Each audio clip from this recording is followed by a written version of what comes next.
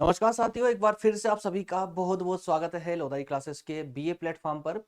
BA first year में प्राचीन भारत के इतिहास का सेशन फिर से कंटिन्यू करते हुए आज हम बात करने वाले हैं लेक्चर नंबर 43 के अंतर्गत भारत पर विदेशी आक्रमण वाले टॉपिक पर। जी हाँ दोस्तों, भारत पर विदेशी आक्रमण में विशेष रूप से अरब और तुर्क जो आक्रमण हुए हैं, जिसमें महमूद गजनबी और मोहम्मद गोरी का आक्रमण सबसे महत्वपूर्ण माना जाता है। तो प्राचीन इतिहास के अंतिम दौर में ये आक्रमण होता है और इन आक्रमणों के बाद में ही जो है इतिहास के भारत के इतिहास के इस क्रम में मध्यकालीन इतिहास का दौर प्रारंभ होता है। ठीक है ना। तो इसके बाद में जो कड़ी आगे इतिहास की आने वाली है उसमें जो है मध्यकालीन का इतिहास या कहें कि मध्यकालीन दौर प्रारंभ हो जाएगा, जिसका सेशन हम अन्य प्लेटफॉर्म इसी प्लेटफॉर्म पर माफ कीजिएगा मध्यकालीन इतिहास पर सेशन ले भी रहे हैं। यदि आप देखना चाहते हैं तो रात में 9 बजे डेली रात में 9 बजे मध्यकालीन इतिहास का सेशन होता है, जो कि सेकेंड ईयर में पढ़ाया जा रहा है। यदि आप कॉम्पिटेटिव एग्जाम के छात्र हैं तो मध्यकालीन इतिहास का सेशन भी ले सकते हैं।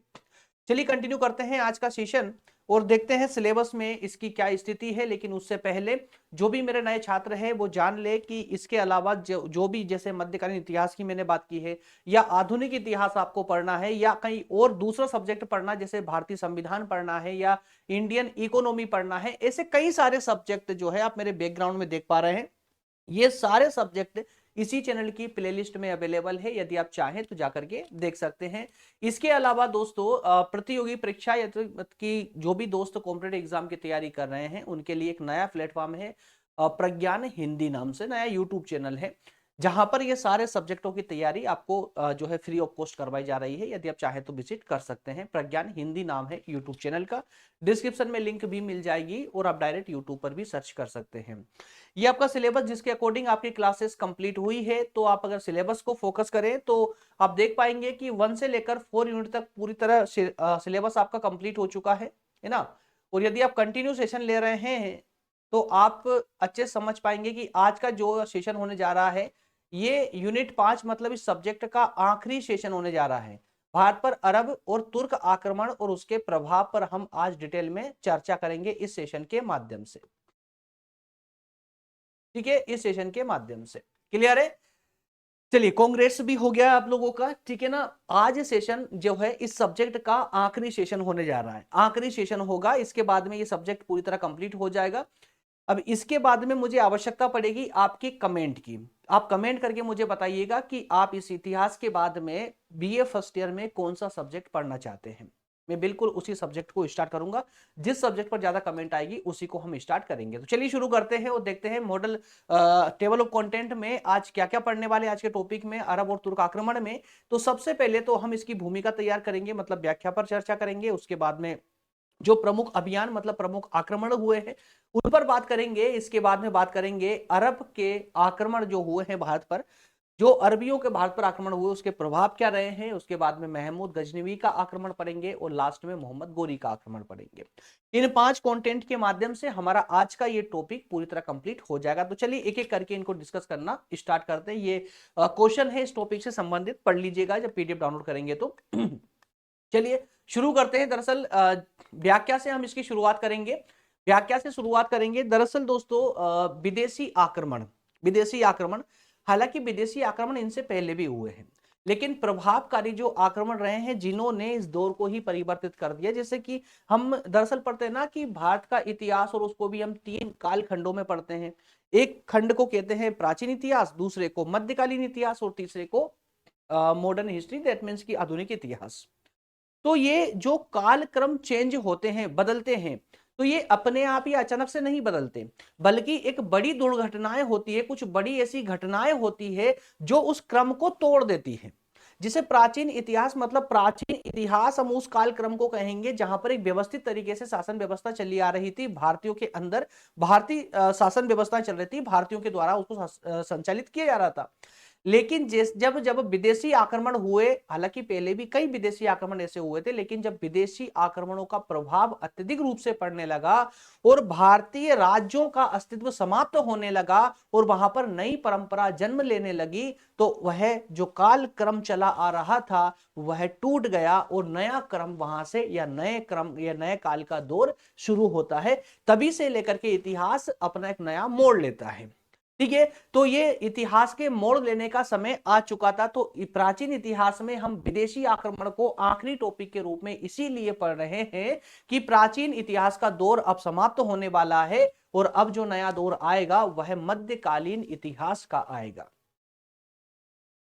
इस क्रम के, इस आखिरी क्रम में, प्राचीन इतिहास के आखिरी क्रम तक जो है भारत में अधिकतम रूप से जो देखा जाए तो राजपूत शासक जो है राज्य कर रहे थे, है ना, राजपूत शासक जो है राज्य कर रहे थे। लेकिन राजपूत शासकों के इस क्रम में जो है कई विदेशी आक्रमण देखने को मिले, कई विदेशी आक्रमण हुए, जिन आक्रमणों में अरब और तुर्क आक्रमण सबसे ज्यादा महत्वपूर्ण माने जाते हैं। जब अरबों ने प्रारंभिक रूप से आक्रमण किए, मतलब शुरुआत में जो आक्रमण किए 7वीं 8वीं शताब्दी में, तो उन आक्रमणों का कोई विशेष प्रभाव नहीं हुआ, मतलब उन अरबों को कोई विशेष सफलता हाथ नहीं लगी। लेकिन उसके बाद में फिर से जब 10वीं 12वीं शताब्दी में जब तुर्कों ने, है ना, भारत पर आक्रमण किए और एक बार नहीं बार बार आक्रमण किए, तो उसका भारतीय अर्थव्यवस्था, भारतीय समाज, भारतीय संस्कृति, भारत के प्रत्येक क्षेत्र पर जो है विशेष प्रभाव पड़ना प्रारंभ हो गया। तुर्कों ने जो आक्रमण किए, उनके प्रारंभिक जो आक्रमण थे, शुरुआत के जो आक्रमण थे, उनका उद्देश्य की अगर बात करें तो उनका उद्देश्य एकमात्र था धन संपत्ति को लूटना, मतलब भारत को कुल मिलाकर के लूटना। क्यों लूटना चाहते थे उसके कारण भी हम आगे अंदर डिस्कस करेंगे, पूरे डिटेल में जाएंगे, अभी सिर्फ पॉइंट टू पॉइंट आगे बढ़ते चलिएगा। तो तुर्कों ने जो प्रारंभिक आक्रमण किए उसका सबसे बड़ा उद्देश्य था भारत की धन संपत्ति को लूटना। लेकिन आगे चल करके जैसे जैसे ये आक्रमण करते चले गए, जैसे जैसे इनको भारत की राजनीतिक दुर्दशा के बारे में पता चलने लगा, भारत की राजनीतिक दुर्दशा का मतलब क्या हुआ कि भारतीय राजा आपस में ही एक दूसरे से क्लेश करते थे, एक दूसरे से आपस में ही आक्रमण करके उनके राज्यों को लूटने का कार्य करते थे। जैसे ही भारतीय राज्यों की आंतरिक दशा का पता चला इन तुर्कों को, तो तुर्कों ने भारत पर आक्रमण करके और यहीं पर अपने साम्राज्य विस्तार का जो है मंसूबा बना लिया। मतलब उनका उद्देश्य धन संपत्ति लूटने से परिवर्तित होकर के साम्राज्यवादिता में बदल गया। जब तुर्कों ने भारत पर शासन करना प्रारंभ किया, भारतीय धन संपत्ति को लूटना प्रारंभ किया, तो भारत को जो है आर्थिक रूप से बहुत ज्यादा क्षति उठानी पड़ी, बहुत ज्यादा भारत को हानि हुई, क्योंकि उन्होंने न सिर्फ धन संपत्ति को लूटा बल्कि भारत से हिंदू राज्यों को पूरी तरह समाप्त कर दिया। हिंदू राज्य का जो स्वतंत्र अस्तित्व था पूरी तरह समाप्त हो गया। इस प्रकार से भारत को बड़ी क्षति या बड़ी हानि का सामना करना पड़ा तुर्क आक्रमण के दौरान। क्लियर है? तो यहां से भूमिका आपकी तैयार होती है। अब हम पॉइंट टू पॉइंट आगे बात करेंगे। अब जो आक्रमणों की हम बात करने वाले हैं वो अब आपको क्लियरली समझ आएंगे। जैसा कि मैंने अभी आपको बताया कि अरबों ने जो 6ठी 7वीं शताब्दी में आक्रमण किए थे उनका कोई विशेष प्रभाव नहीं हो पाया, क्योंकि उन्हें उन आक्रमणों से विशेष सफलता नहीं मिली। लेकिन फिर भी वे अरब जो है बार बार आक्रमण भारत पर कर रहे थे। क्यों कर रहे थे? जब कोई बार बार आक्रमण करे इसका मतलब कहीं ना कहीं जो है उसकी शक्ति में वृद्धि हो चुकी है। और इसी समय में 7वीं 8वीं शताब्दी के दौर में ही अरब की जो शक्ति थी या अरब की जो सेना थी अचानक से शक्तिशाली हो रही थी, या अचानक से शक्तिशाली सेना के रूप में उभर रही थी। और अरबों के ये अचानक शक्तिशाली हो जाने के कारण पूरे विश्व के इतिहास में एक परिवर्तन देखने को मिला, एक दौर जो है परिवर्तित तो होता चला गया। मतलब प्राचीन इतिहास जो मध्यकालीन इतिहास में कन्वर्ट हुआ, उसके पीछे एक बड़ा कारण जो है अरबों की सेना का अचानक से शक्तिशाली होना माना जा सकता है। वो जब अरब सेना अचानक से शक्तिशाली हुई तो उन्होंने निरंतर रूप से आक्रमण करके और अपने साम्राज्य का विस्तार करना प्रारंभ कर दिया।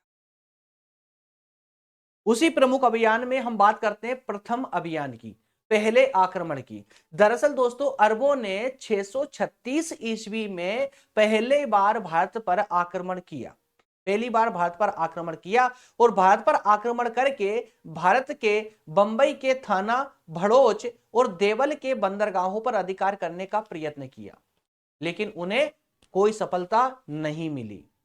उसके बाद में फिर से वो आक्रमण करने के लिए आए 643 ईस्वी में। अब इस बार अरबों ने 643 ईस्वी में अरबों ने सिंध पर अधिकार करने का प्रयत्न किया, लेकिन उल्टे मुंह वापस लौटना पड़ा, उल्टे पांव वापस लौटना पड़ा मुंह की खा करके। मतलब बुरी तरह से ये भारतीय शासकों से बुरी तरह परास्त हुए। लेकिन फिर भी ये कहां बाज आने वाले थे। उसके बाद में द्वितीय अभियान फिर छेड़ देते हैं।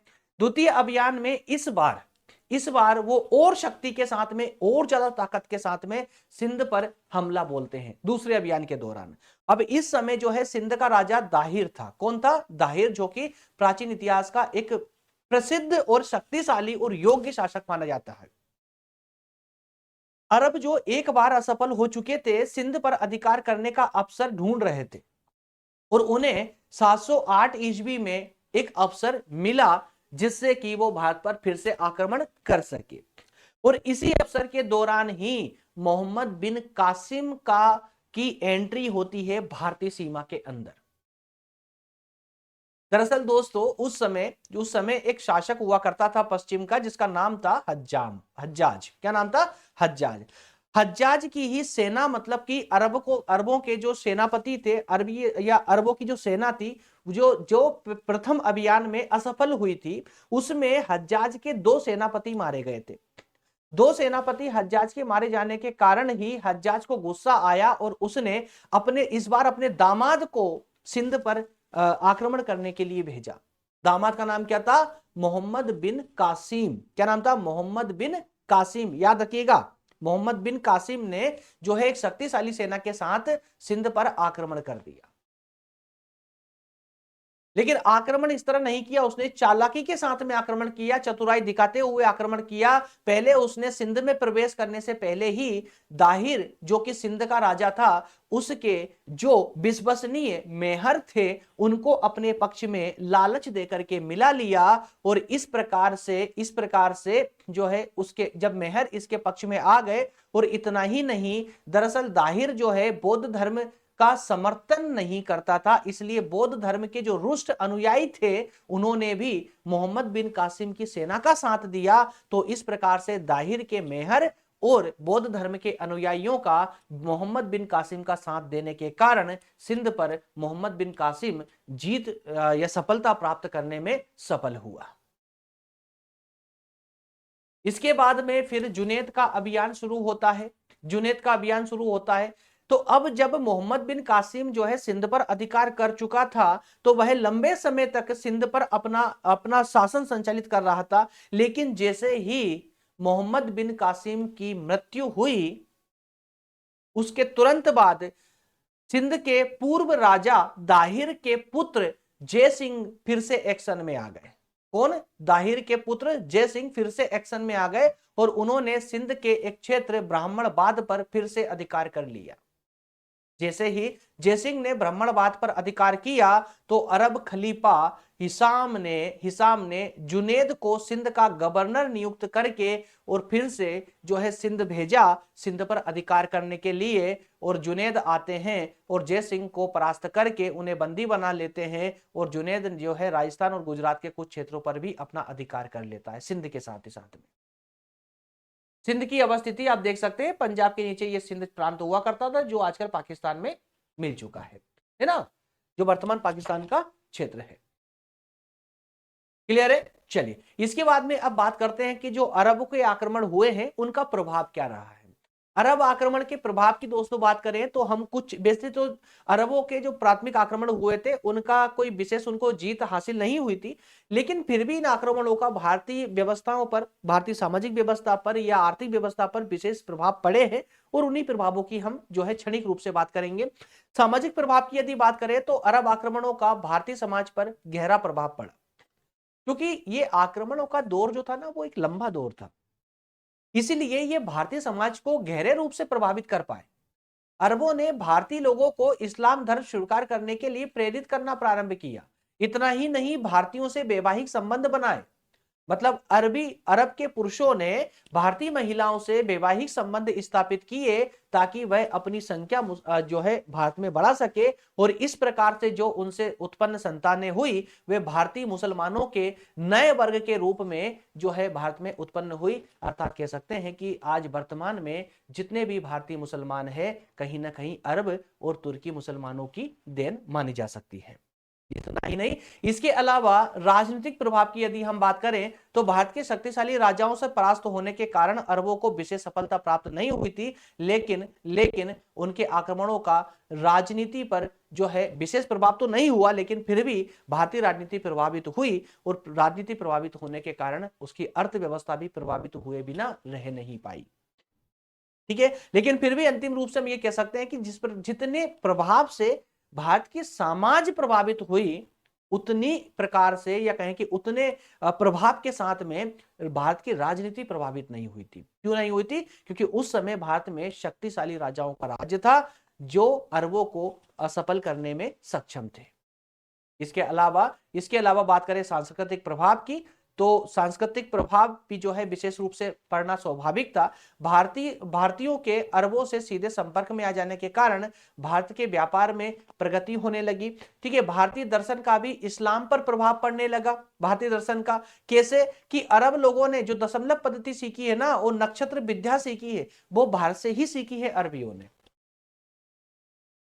है ना। और इसी के दम पर आज अरब जो है इतना संपन्न राष्ट्र बन चुका है, ये भी याद रखिएगा आप लोग। तो अरब में जो दशमलव पद्धति पहुंची या नक्षत्र विद्या पहुंची थी वो भारतीय परंपरा या भारतीय संस्कृति की ही देन मानी जाती है। चलिए इसके बाद में आगे बात करते हैं, इसके बाद बात करते हैं महमूद गजनबी की। दरअसल महमूद गजनबी की एक छोटा सा परिचय देख ले पहले कि इनका जन्म कहां पर हुआ था दोस्तों। तो इनका जन्म हुआ था वर्तमान के अफगानिस्तान को जो है उस समय में जाबुलिस्तान कहा जाता था। क्या कहा जाता था? जाबुलिस्तान। अफगानिस्तान को क्या कहा जाता था? जाबुलिस्तान। ठीक है, अफगानिस्तान को। तो इसी अफगानिस्तान का एक क्षेत्र था गजनी शहर, एक शहर था अफगानिस्तान का गजनी। उसी गजनी शहर में 2 नवंबर 971 को इनका जन्म हुआ था। और महमूद गजनबी जो है 988 में राजगद्दी पर, मतलब इस गजनी शहर की के सिंहासन पर आसीन हुआ भेटा। इनको यामीन उद दौला और यामीन उद उल्लाह की उपाधि से भी सम्मानित किया जाता है, उपाधि प्राप्त थी। महमूद गजनबी के अब आक्रमणों की बात करें, आक्रमणों के उद्देश्यों की बात करें तो दोस्तों सबसे प्रथम जो उद्देश्य था महमूद गजनबी का था वो था भारत को हर हाल में लूटना, भारत की संपत्ति को लूटना, पहला प्रथम उद्देश्य था उसका।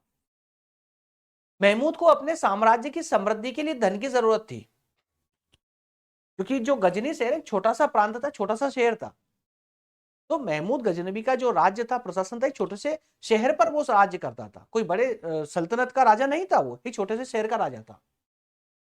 वो चाहता था कि उसका साम्राज्य का विस्तार हो। अब साम्राज्य के विस्तार के लिए उसको पैसे की आवश्यकता थी, धन की आवश्यकता थी।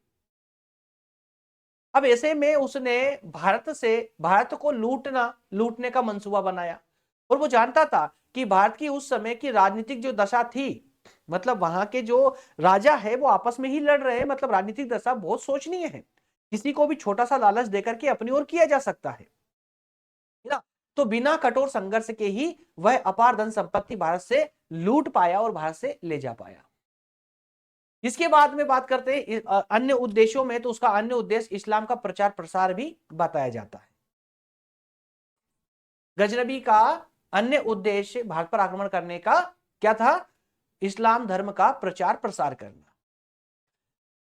अनेक इतिहासकारों ने महमूद के आक्रमणों का उद्देश्य जो है इस्लाम का प्रचार करना बताया है, और ये सही भी लगता है। क्यों लगता है? क्योंकि वह जो है धर्म के उन्माद से प्रेरित होकर के इस्लाम का प्रचार करने का जो है उसका मन रहा होगा।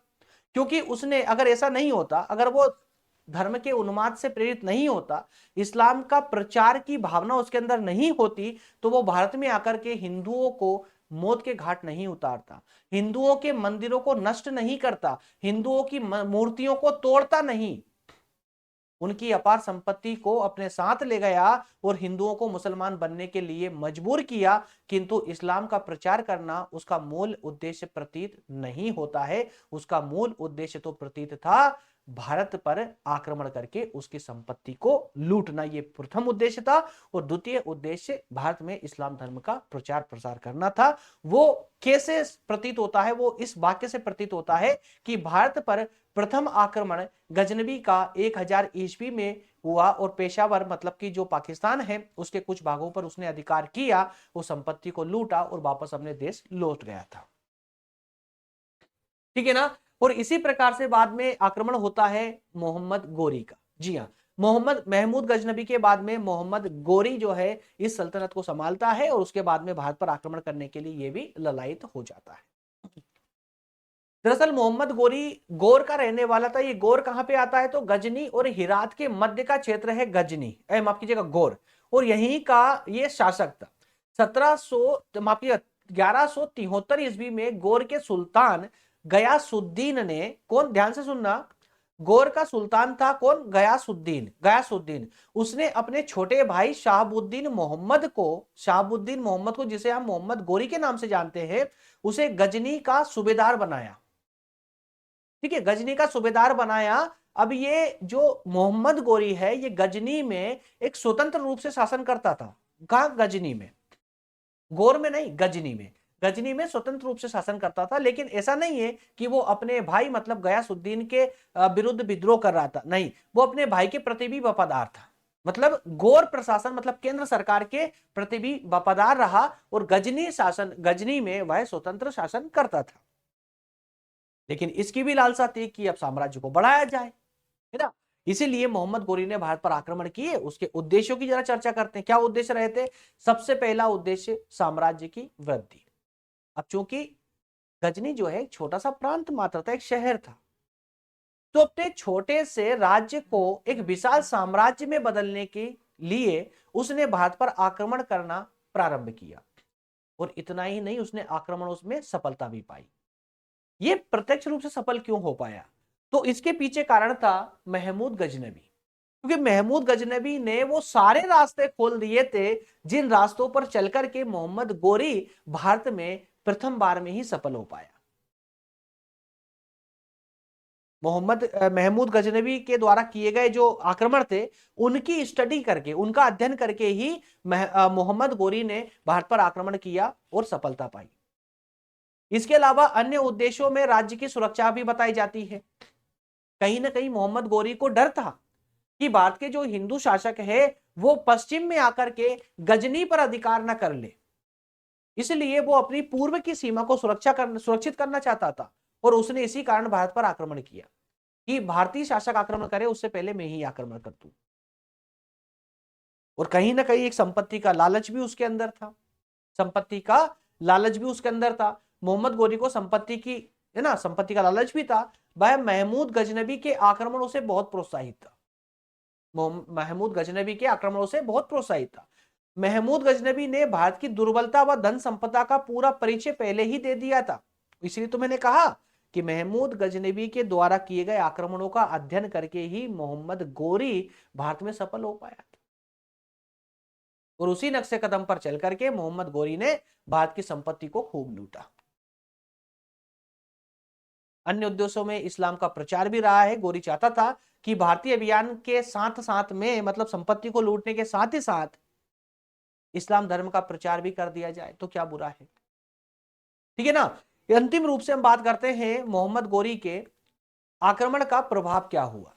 प्रभाव के अंतर्गत दोस्तों गोरी के भारत पर किए गए आक्रमणों का स्थायी प्रभाव हुआ। बहुत महत्वपूर्ण पक्ष है स्थायी प्रभाव। बाकी प्रभावों को स्थायी रूप में देखा जा सकता है, लेकिन मोहम्मद गोरी के प्रभाव जो है स्थायी प्रभाव साबित हुए। क्योंकि इसके बाद में दिल्ली सल्तनत शुरू होती है, फिर उसके बाद में मुगल सल्तनत शुरू होती है। तो ये सल्तनत जो स्टार्ट हुई है ना, कई सौ सालों तक जो है भारत पर इन विदेशियों ने फिर राज किया। मुगल काल उसको कहा जा सकता है। और वही स्थायी प्रभाव जो है मुगल काल में भी देखा जा सकता है। इससे पहले अरबों और महमूद गजनबी के आक्रमणों ने भारत को मूलतः आर्थिक क्षति पहुंचाई थी। मतलब इससे पहले जितने भी विदेशी आक्रमण हुए थे, अरबों ने आक्रमण किए, महमूद गजनबी ने आक्रमण किए, इन आक्रमणों से सिर्फ और सिर्फ भारत को आर्थिक रूप से नुकसान हुआ था। राजनीतिक रूप से कोई विशेष नुकसान नहीं हुआ, सामाजिक रूप से भी कोई विशेष नुकसान नहीं हुआ, सांस्कृतिक रूप से भी कोई विशेष नुकसान नहीं हुआ। लेकिन लेकिन मोहम्मद गोरी, मतलब कि मोहम्मद गोरी याद रखिएगा, ये तुर्क है ना, ठीक है, महमूद गजनबी से ही हम तुर्कों का अध्ययन कर रहे हैं। किंतु गोरी ने राजपूतों की शक्ति को छीन करके भारत में तुर्क शासन के मार्ग को प्रशस्त कर दिया, और इस प्रकार गोरी ने भारतीय इतिहास की दशा को ही बदल के रख दिया।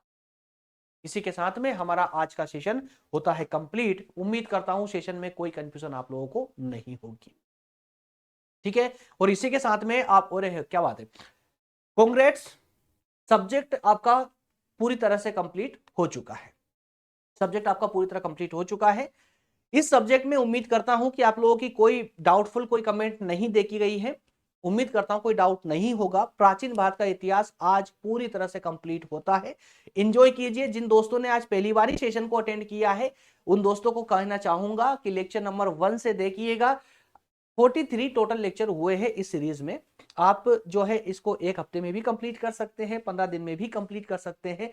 लेक्चर जो है ये प्लेलिस्ट में ही रहेंगे, आप जब चाहे तब देख सकते हैं। और यदि आप चाहते हैं कि यूट्यूब पर बार बार ढूंढना ना पड़े, तो आप व्हाट्सएप और टेलीग्राम ग्रुप को ज्वाइन कर सकते हैं। व्हाट्सएप नंबर पर डायरेक्ट मुझे मैसेज कर सकते हैं, लेकिन सिर्फ व्हाट्सएप पर मैसेज करना है, कॉल नहीं करना है, याद रखिएगा।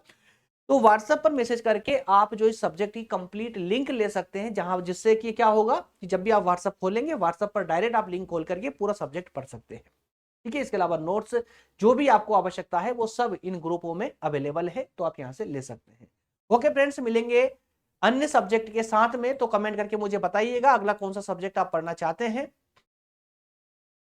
जल्दी उस सब्जेक्ट को स्टार्ट कर दिया जाएगा फर्स्ट ईयर में ना। बाकी थर्ड ईयर में बता दूं मैं आप लोगों को, कल से मॉर्निंग में 11 बजे भारत की जीवंत परंपरा वाला जो इतिहास वाला पार्ट है वो स्टार्ट होने जा रहा है, ठीक है ना। मिलेंगे अगले सेशन में। Thank you so much.